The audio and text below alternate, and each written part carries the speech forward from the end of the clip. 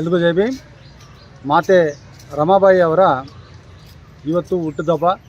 ಅವರು ಹುಟ್ಟಿದ್ದು 1898ರಲ್ಲಿ ಫೆಬ್ರವರಿ 7ನೇ ತಾರೀಕು.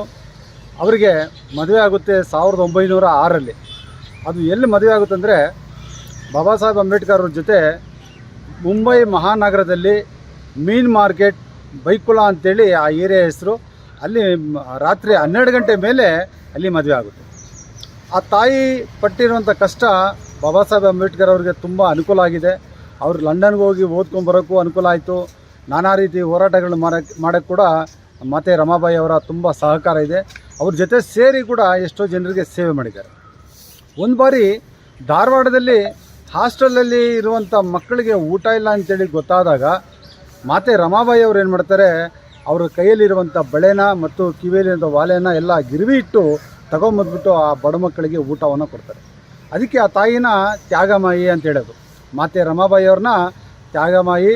ಇವ್ರ ಥರ ತ್ಯಾಗ ಮಾಡಿದವರು ಈ ದೇಶದಲ್ಲಿ, ಈ ಪ್ರಪಂಚದಲ್ಲಿ ಯಾರೂ ಇಲ್ಲ ಅಂತೇಳಿ ನಾನು ಅಂದ್ಕೊಳ್ತೀನಿ, ನಾನಂತೂ ಭಾವಿಸ್ತೀನಿ. ಯಾಕೆಂತೇಳಿದ್ರೆ ತನ್ನ ಯಜಮಾನರಿಗೆ ಸಹಕಾರ ಕೊಡುವಂಥ ಪತ್ನಿ ಇದ್ದರೆ ದೇಶ ಎಲ್ಲ ಪ್ರಪಂಚನೇ ಗೆಲ್ಬೋದು, ಯಾರೇ ಆಗಿರ್ಬೋದು.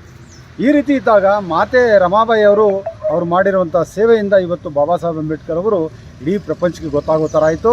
ಅವರು ಮಾಡಿರುವ ಸೇವೆಗಾಗಿ ಅವ್ರ ಜೊತೆ ಇದ್ದಿದ್ದಕ್ಕಾಗಿಯೇ ಅವರು ಸಂವಿಧಾನ ಬರೆಯೋಕ್ಕೂ ಸಾಧ್ಯವಾಯಿತು, ಲಾ ಮಿನಿಸ್ಟರ್ ಆಗೋಕ್ಕೆ ಸಾಧ್ಯವಾಯಿತು, ಕಾರ್ಮಿಕರ ಸಚಿವರಾಗೋಕ್ಕೆ ಸಾಧ್ಯವಾಯಿತು. ಅವರು ಬಾಬಾ ಸಾಹೇಬ್ ಅಂಬೇಡ್ಕರ್ ಅವರು ಸಂವಿಧಾನ ಬರೆದ ಮೇಲೆ ನಾವೆಲ್ಲ ಇವತ್ತು ಆರಾಮವಾಗಿ ಕೆಲಸ ಮಾಡಿಕೊಂಡು ಜೀವನ ಮಾಡ್ಕೊಂಡಿದ್ದೀವಿ.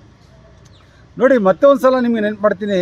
ಮಾತೆ ರಮಾಬಾಯಿ ಅವರು ಮತ್ತು ಡಾಕ್ಟರ್ ಬಾಬಾ ಸಾಹೇಬ್ ಅಂಬೇಡ್ಕರ್ ಅವರ ಮದುವೆ 1906ರಲ್ಲಿ ಮೀನ್ ಮಾರ್ಕೆಟು ಕೊಳ್ತಿರುವಂಥ ವಾಸನೆ ಬರುವಂಥ ಜಾಗದಲ್ಲಿ ಅಲ್ಲಿ ಅವರ ಮದುವೆ ಆಗುತ್ತೆ ಅಂತ ಹೇಳಿದ್ರೆ ಆವತ್ತಿನ ಕಾಲದಲ್ಲಿ ಎಷ್ಟು ಶೋಷಣೆ ಇತ್ತು. ಜಾತಿವಾದಿಗಳ ಜೊತೆ ನಾವು ಮದುವೆ ಮಾಡೋಂಗೆ, ನಮ್ಮ ಮದುವೆ ಯಾರು ನೋಡಬಾರ್ದು ಅನ್ನೋ ಲೆಕ್ಕದಲ್ಲಿ ರಾತ್ರಿ 12 ಗಂಟೆ ಮೇಲೆ ಮದುವೆ ಆಗುತ್ತೆ.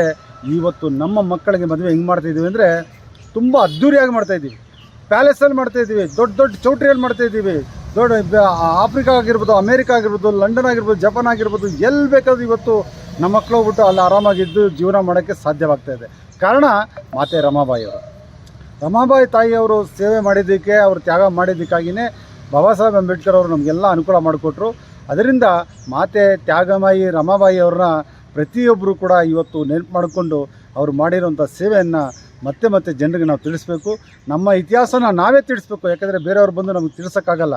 ಅದರಿಂದ ಮಾತೆ ರಮಾಬಾಯಿ ಅವ್ರನ್ನ ದಿನ ನಾವು ನೆನಪು ಮಾಡಿಕೊಳ್ಳುತ್ತಾ, ಅವರ ಸೇವೆಯನ್ನು ನೆನಪು ಮಾಡಿಕೊಳ್ಳುತ್ತಾ, ಬಾಬಾ ಸಾಹೇಬ್ ಅಂಬೇಡ್ಕರ್ ಅವರ ಹೋರಾಟವನ್ನು ಮುಂದುವರಿಸ್ಕೊಂಡು ಹೋಗ್ತಾ ನಾವು ಈ ಸಮಾಜವನ್ನು ಉದ್ಧಾರ ಮಾಡಬೇಕು. ಒಟ್ಟಾರೆ ಬಹುಜನ ಸಮಾಜವನ್ನು ಉದ್ಧಾರ ಮಾಡೋಕ್ಕೆ ನಮಗೆ ಅವಕಾಶ ಕೊಟ್ಟಂಥ ಮಾತೆ ರಮಾಬಾಯಿ ಅವರಿಗೆ ಮತ್ತೊಮ್ಮೆ ಹುಟ್ಟುಹಬ್ಬದ ಶುಭಾಶಯಗಳು ತಿಳಿಸ್ತಾ ನಾನು ಮಾತು ಮುಗಿಸ್ತೀನಿ. ಜೈ ಭೀಮ್, ಜೈ ಕಾಂಶಿರಾಮ್, ಜೈ ರಮಾತೆ.